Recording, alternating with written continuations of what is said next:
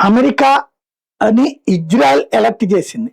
ఏదైతే తాజాగా కీలక ట్రంప్‌కి ప్రమాదం ఉంది అన్నటువంటిది ఇజ్రాయెల్ చెప్తోంది.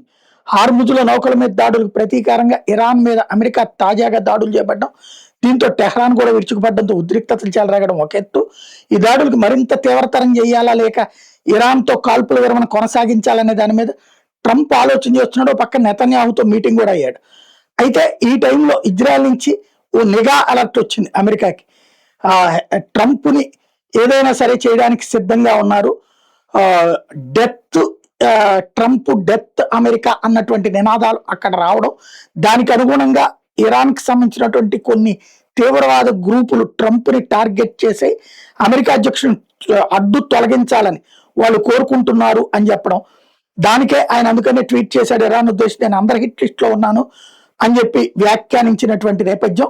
ట్రంప్ను లక్ష్యంగా చేసుకుని ఏ విధంగానైనా దాడులు జరగచ్చు అన్నటువంటిది ఇజ్రాయెల్ చెప్పింది. అదే విషయాన్ని అమెరికన్ నిఘా వర్గాలు కూడా ధృవీకరించినటువంటి నేపథ్యంలో ఏం జరుగుతుందో చూడాలి.